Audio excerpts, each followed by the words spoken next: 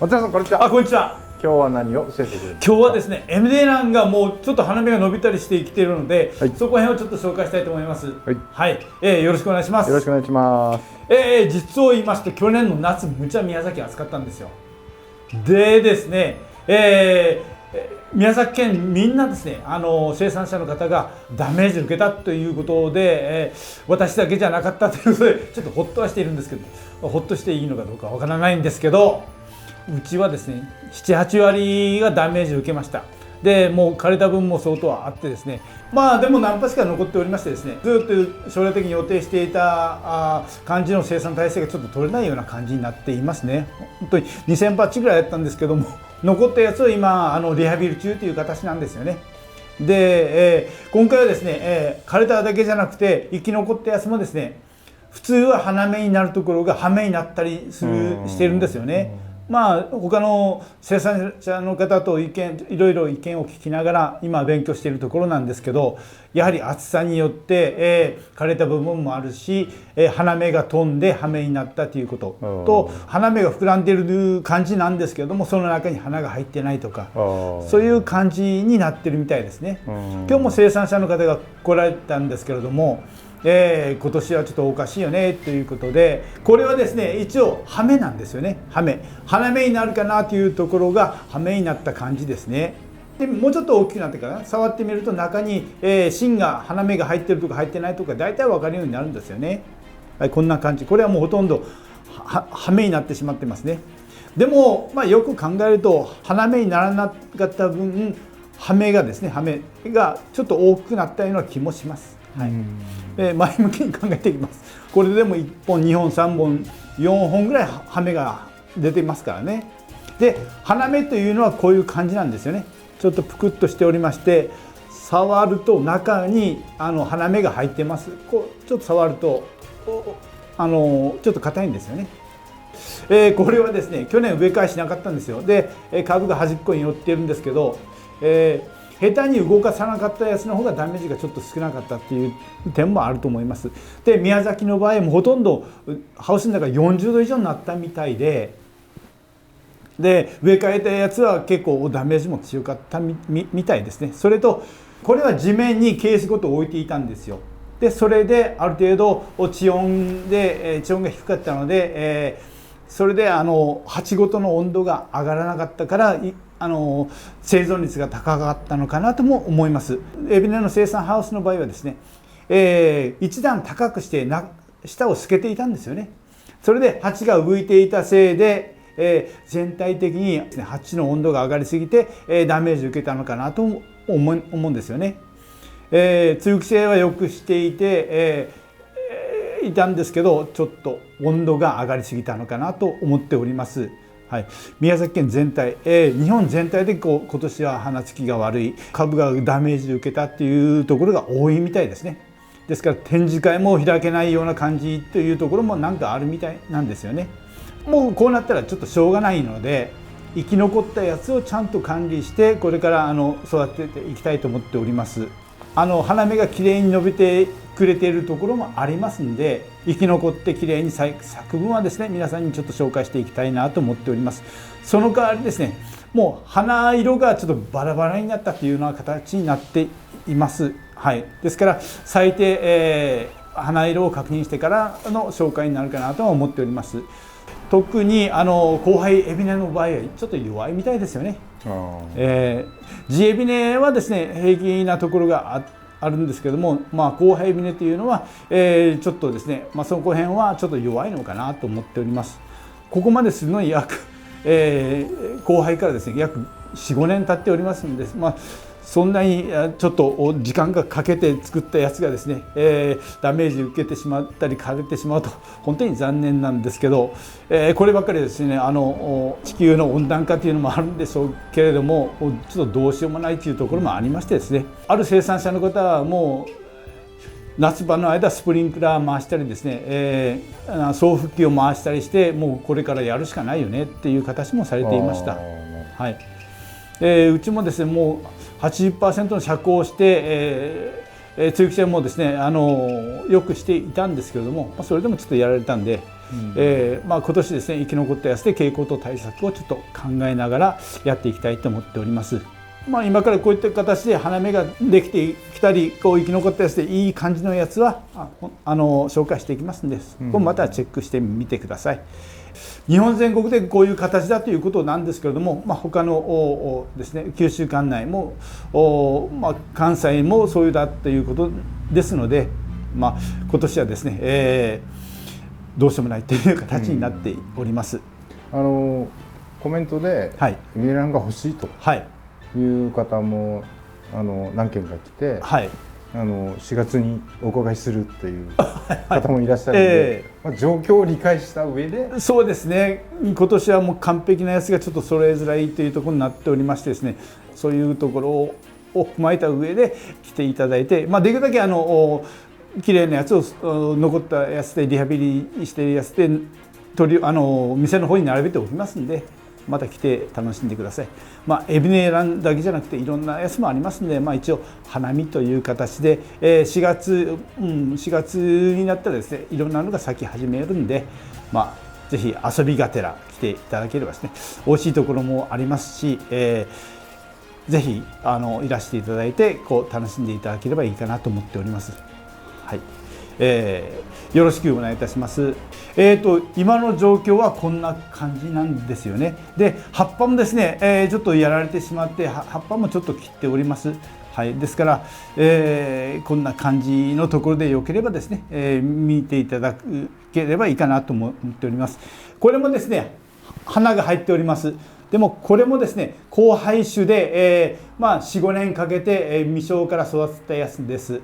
もう50年来エビネを作っておられる方が育種されていたんで、すごく綺麗なやつが入っておりますんで、花は楽しみです。はい、これ完璧に今年花が入っております。もう鉢増しとかそういうふうにした方がいいんですけれども、でもこんな動かさなかったからこそ去年か生き残ったのかもしれません。はい、下手に動かさなかった分ですね。はい、これが一つですね。これもですね、これが花芽か葉芽かちょっとわからない、今のところちょっとわからないというところなんですけど、1本2本、出ておりますね。こんな感じですね。はい、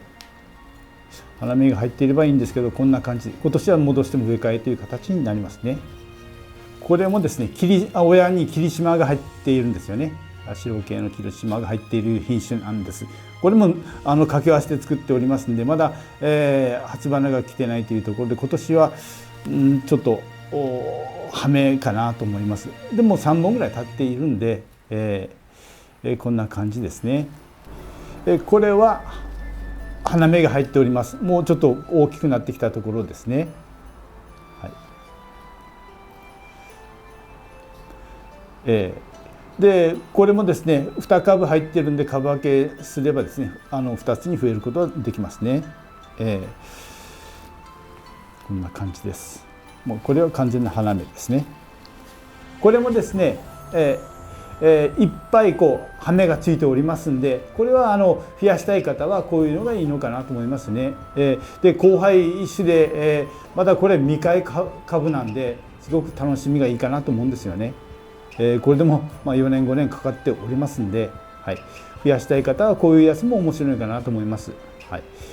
むちゃ綺麗なのばっかり作っておられる生産者だったんで、いい花が咲くと思います。これも同じく葉芽みたいなのがもう結構5本ぐらい経ってるんですよね。でも1つか2つか咲きそうな感じのやつもあります。こんな感じですね。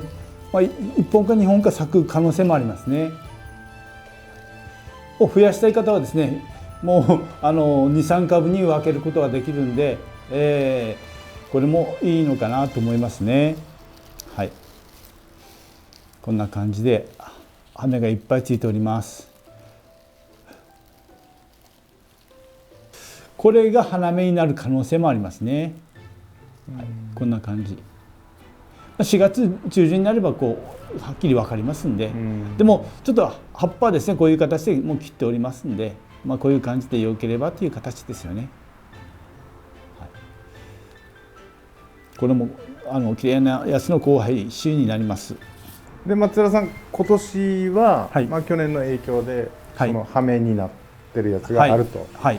ということは、はい、その葉っぱがたくさんできるわけです、ね。株が、そうですね。ということは株が大きくなるわけです、ね。株が増えるっていう形なんですよね。はい。じゃあまあ株分けして増やす。そうですね。そういうしたい方はですね、そっちでまあ完全に2つに割るとか3つに割るということができると思うんですよね。増やしたい方はいいのかもしれませんね。でじゃあ葉芽がたくさんできる、はい、鉢増しでその株を大きくした場合、はい、来年花がたくさんつく可能性もありますよね。まあ、できるだけ私はそういうふうにしていきたいんですよね。まあ、これからはですから、株出しでもう4、5輪立ってるやつを作っていきたいなとは思っていたんですけど、あと2、3年かかりそうですねこの状況でいくと。ですからもうあんまり小分けはせずにちょっと鉢増ししていい株を作っていく方にちょっとシフトしていこうかなと思います。たくさん2000株ぐらい株分けでやっと作ったんですけどね、まあ、こういう形になったんで、大量生産はちょっと厳しいなというところで少量でいいのを作っていくというふうに切り替えていかなくちゃいけないのかなと思っております。はい、で松田さんがさっき話した中に、はい、いじらない方が生き残ったみたいな、はい、話があったんですけど、今年が暑いか寒いかわからないんですけど、いじらない方がいいのか、はい、もう株分けした方がいいのか、はい、いじった方がいいという条件があるんですよ。こういう感じのやつはどうしてもいじった方がいいですよね。もう株が端っこに寄ってもうボコって端っこに寄ってますからね。これはどうしてもこう鉢増しした方がきれいに育ちますんで、まあ、こういうのはどうしても鉢増しした方がいいというやつですね。でこんなのもですね結局端っこに株が寄っているんですよね。ですからこんなのもまあ葉芽が3つ4つありますんで、これはちょっと大きな鉢に植えて鉢増しして、来年は4、5輪立ちの花を作りたいなと思っております。はい、ですから鉢増しという形では大丈夫だと思うんですよね。それをあんまり細かく分けすぎるとちょっとダメージが強いのかなと思っているところなんですよね。はい、でもそうですね。で趣味の個人でされる方は株を増やすよりは、株を充実させる方を考えた方がいいのかもしれませんよね。どうしても増やして販売したいという方はまあ別ですけれども、家の中で楽しみたいという方は最低限株が端っこに寄っているやつは鉢増しして株を作ってあげるというのも一つかもしれませんね。はい、そうすることによって夏場の暑さとかそういう環境変化にある程度根っこを動かしていないんで、耐えるのかなとは思うんですよね。あともう一つ言われた、はい、松田さんはその地べたに鉢を置いてた方が生き残ったと、はい、個人の判断、そこは判断なんですけど、まあ、それが結果的にそうなんですよね。店の路地に地べたにベタ置きしていたんですよ。それはもうほとんどダメージはあんまりなかったんですよ。で家の方はですねちょっと通気性を良くするために一段上げたんですよね。まあ、そうすることによって夏の40度ぐらいになった時に鉢ごと40度ぐらいになってしまったのかなと思うんですよね。それでダメージ受けたのかなと。で7月8月暑かったけど枯れるのは9月です9月10月にダメージがガッときてなんだろうかと思ったらバタバタいったという形ですよね。ですからもう秋に気づいても遅いということですね。夏場にしっかり対策をしておかないと厳しいのかなという、うちはもう6月ぐらいから 80% 遮光してある程度ですねそれで大丈夫かなと思っていたんですね。でビニールも剥いで、ちゃんと通気性もよくはしていたんですけど、それでも秋にびっくりっていうところで、で松浦さんの見立てでは温度だと、温度だと思うんですよね。湿度とか病気とかは考えに水はやっていたんですよ。他の人に行くと水やり忘れたんじゃないかっていう話もされたんですけど、水やりは忘れることないですよね。もう頑張ってやったんですよ。朝4時5時起きてですよ、はい、やったんですけどダメということと、他の方も枯れてるということであればですね、それはやっぱり宮崎の暑さじゃないかということじゃないかなと思うんですよね。通気性ですね。はい。松原さんのその知り合いの中、そのエビネラン愛好家の中で、うまくいった人っていうのは聞こえてこないですか？一人だけいるんですよ。一人だけ。その方は卵小屋を作っております。それも、2坪か3坪の卵小屋ですよね。でその中で、少量ですからある程度管理がいくつ置いていたのかと、あと遮光と通気性と、本当に卵小屋ですからね、はい、卵専用の小屋を作っておられたんで、そこで管理されてる方はですね、うちは何もないよ何でもないよって言われたらへえと思ったんですけど、はい、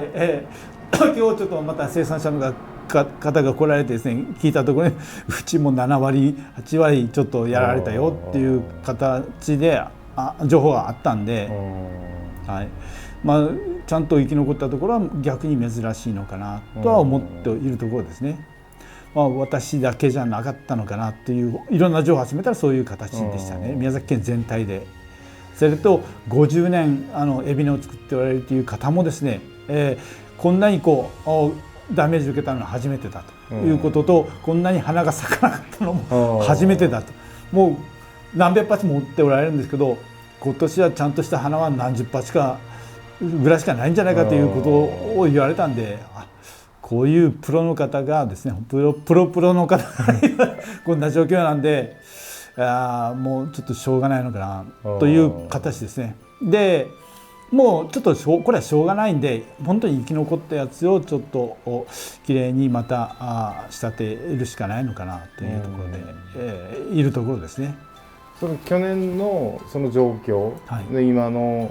仕上がり具合からして、やっぱり風通しは大事ってことですか？通気性はもちろん夏の通気性は大事だということですね。はい。それと温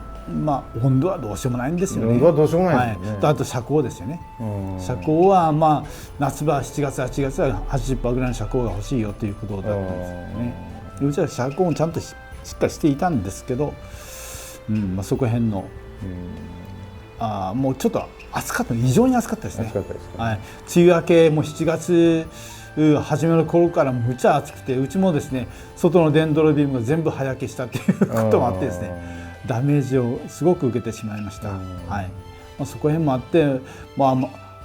前もってですね準備をちゃんとして、梅雨明けの直射日光対策とかそんなのも完璧にやっておかないとまずいのかなとは思いますね。はい、あと遮光と水やり管理ですね。なのでそういう昨年の状況で作柄こういう感じですよってことを理解して、そうですね、はい、こんな感じで、できるだけいいのをお店の方に並べておこうとは思いますけれども、はい、こんな感じです。はい、今年はリベンジの年でもう一回作り直しをしなくちゃいけないのかなという状況ですね、今のところはですね。こんな感じなんですけれども、はい、よかったら見に来てください。はい、